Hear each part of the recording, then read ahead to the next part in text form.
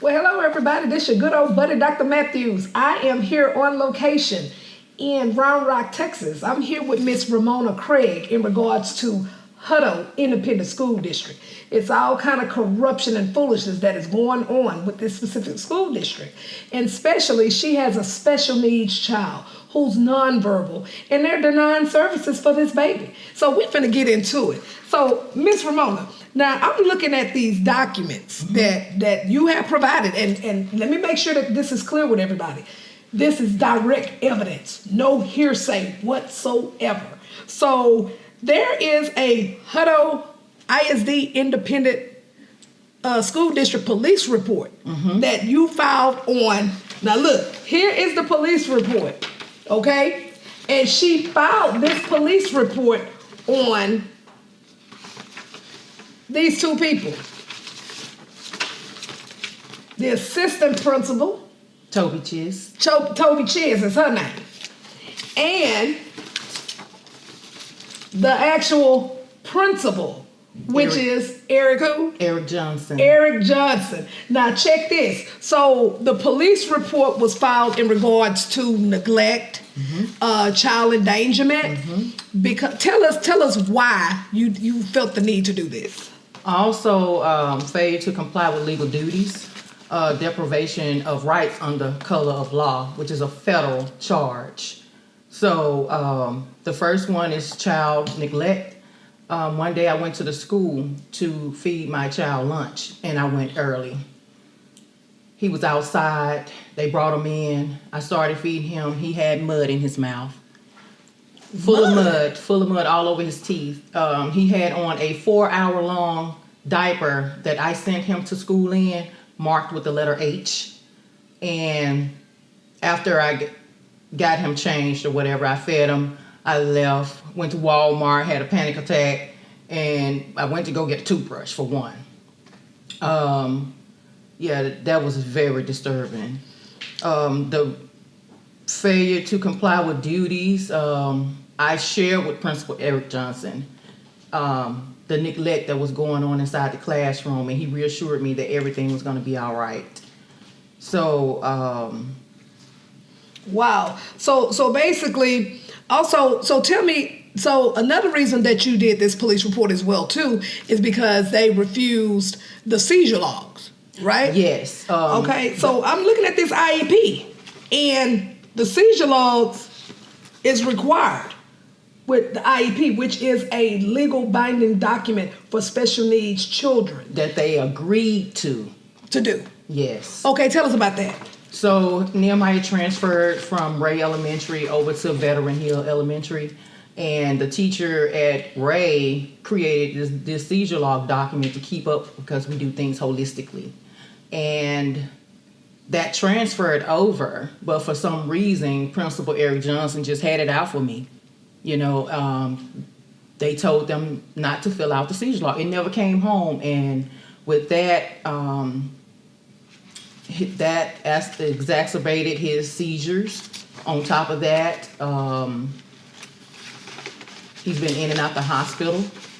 So without that seizure log, I couldn't keep up with his health. And you talking about this guy right here? Yes. This one right here. Interesting. Okay, so then let's look at. So I know that you were telling me in regards to the communication device that your son uses when he was in this program, right? And so now tell us about this in regards to sabotaging the communication device, because they literally stated that this baby did this to this communication device. But we have documentation to verify that this baby did not do this. We have documentation from the neurologist? Yeah, the neurologist, which is right here. Look at this, guys. That this could not have been done by this child. We also have a affidavit from the actual tech support guy that worked on this specific deal, and he also stated that it was no way possible that this child could have done this. So tell us about it. So I had been advocating for a charger because every time he come home, it's always dead. So I called an art meeting. That art meeting was denied because we just had a previous art meeting a few weeks ago. But I'm like, nothing is getting done. So she denied me an art meeting, the special education director. And what's her name? Co-Earth, Dr. Stacy Co-Earth. But she resigned within that month. So the charger never came home, and a month later, my son's device was sabotaged. Wow. So now we're dealing with sabotage devices, right? And it appears to me that everything is done by design, in my opinion. Now we're dealing with transportation issues. Yes. Okay, I'm looking at this evidence, how you've reached out to this district in regards to transportation. These are the emails. Here are some of the emails that Ms. Craig have reached out to this district in regards to transportation. However, no response. And it was also brought to my attention that this little birdie keeps popping up again. This assistant principal, she keeps popping up again. Now check out what she done. So tell us about how does she correlate with this transportation issue? Okay, so Toby Chiss was the sit-in for Eric Johnson because I requested him to not be in my presence nor have any dealings with my son Nehemiah. Now Eric Johnson is telling her what to do.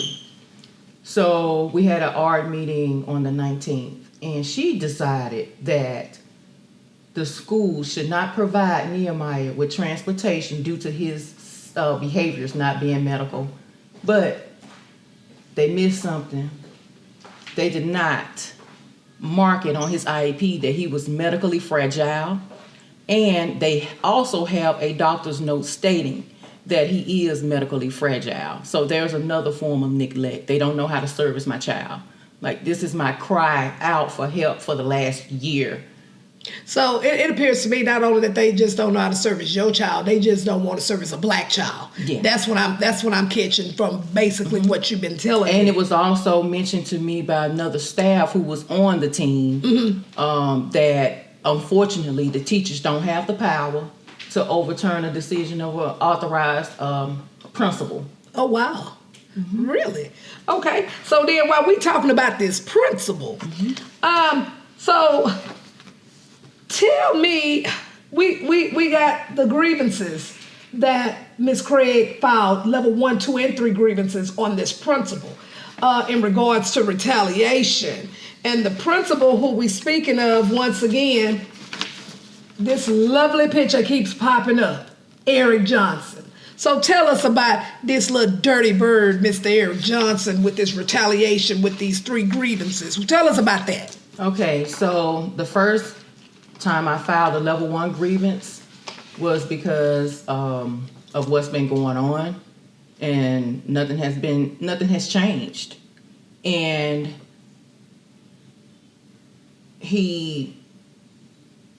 first of all, I requested another admin to conduct this grievance, but the school district said that it has to be done with him because it's level 1.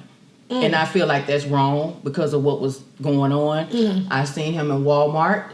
He stared me down and he called me a black bitch. What? So he emboldened, isn't he? Yep. And I begged him, I do not want this guy. I don't want to face him. So he's not only retaliating, but he's harassing. Yes, I blocked his emails twice. I have the proof. Oh, we're going to get to that because I didn't see that in here. Yeah. I blocked him twice. He sends me school emails, which is another form of harassment. He's also been fully informed by his co-workers not to even have any dealings with me. And then 2 weeks ago, he said he want to peek with you. Yes, he's trying to taunt you. Yes. So I went up to the school to speak with the teacher to pick up Nehemiah's new device, and look who was in front waiting for me. Principal Eric Johnson. To touch you. So why is he still playing the role of a teacher? Why am I that important? I'm quite sure he has bigger fish to fry. So that's another form of harassment as well. And racism, in my opinion, and sexism, because it appears that this guy is not only harassing, but he's taunting, and it's like he's trying to provoke you Yes. into doing something. That, you know what, and that's what happens with a lot of these undercover covert racists, and I call them that, and I also call them educational assassins, because they are embedded in our children's school system in order to do what he's doing. You see what I'm saying? Look how they denying your child all these services and everything, and then putting you in the ringer as a advocate and also a black mother.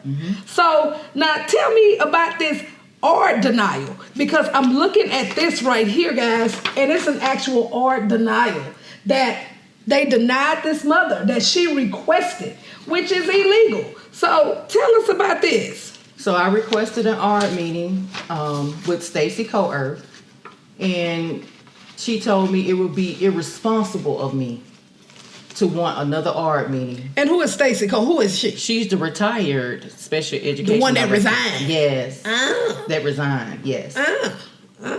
Yes. So, you know, I just been begging for help for my child and just haven't been able to receive it. But you also had medical documentation that came from the doctors, which we have right here from the specialist, that was in regards to the doctors recommending one-on-one, you know, in this child's art and everything that mom was trying to request. It's right here. It's here. So why is it so hard to do the right thing, in my opinion? And so, and back to this principal, Mr. Eric Johnson. Why you had to do a cease and desist on him? Because baby, she had to do a cease and desist on him and unsubscribe him for sending her emails with this harassment behavior that he's been doing. So tell us about that, because I'm looking at the evidence and I know what I see. Once again, once I saw the behaviors that he was giving me, and he received no disciplinary actions from 1, 2, and 3 grievance that I filed. He's been allowed to do it, so he figured he can get away with it, and he just keeps coming more and more and more. So that's what that's about. Oh, really? Which one was that one? Okay, so that was the block emails. Yes, ma'am. You showed us the block. You provided the evidence in regards to that. Yes. Now the retaliation and also bullying. Yes, I'm looking at this. So I find this kind of weird that this assistant principal, this heifer right here, she is steady doing this harassment behavior. She's not following her on social media. That is something weird. Like, who does that? Why are you taunting this mother? Why are you following her? For what? You scared what she's gonna say about it? You don't gotta be worried about her, baby. You better be worried about us and worried about what public opinion gonna have to say about you, because they know what you look like now. And we seeing the dirty deeds that you doing. So this basically prompt you, because you had to do this letter in regards to concerning possible intimidation tactics. Yes. And so this heifer right here is intimidating this sister. This one right here. Baby, this ain't what you want, because she ain't the 1, the 2, or the 3, and she has support. Baby, I'll pull up to that school on you. So tell us about this intimidation tactic. Why you had to do this letter for this hussy? So they've been allowed to do little antics, but what they didn't know, that I come from a bloodline of cops, and I do my research thoroughly, and I got y'all. So the little things that they've been allowed to sweep under the rug, it will be pulled out. It will be pulled out, and no more. Well, I'm just going to send a message to HUTTO ISD superintendent. You might want to get on your administrators that's at the school at Veteran Hills Elementary, because we got some stone cold racists and educational assassins that are embedded in that school and tormenting this black mother and also tormenting her special needs child and denying him his services. That is unacceptable. And we are going to continue to shed a light. We are going to continue to expose the corruption because we sick of it. You understand? We are sick of it. And that's what we're going to do. We're going to shine a light to you because these little dirty deeds that you've been doing is over.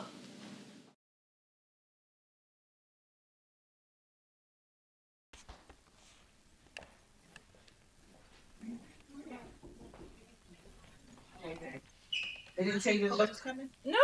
I asked for a 48-hour notice and they just sent the bus by here this morning. They didn't call CPS on this lady. They didn't call CPS on another form of retaliation. Got a whole CPS worker here. I didn't even know anything about the transportation ride this morning. Like, this is ridiculous. So we have them then call Child Protective Services as a form of retaliation. That's a CPS worker right here. Boy, that's some cold stuff. And you can tell that these tactics that they're using is not going to work. And you know what she said? They looked on my TikTok and saw me giving my son a THC gummy. But what you didn't know was he got a prescription for it, and I'm finna give her the evidence. Well, let me see that prescription. I gotta make some phone calls. Oh. Yeah. Gotta make some phone calls because that was years ago. Dirty dog. The jig is up.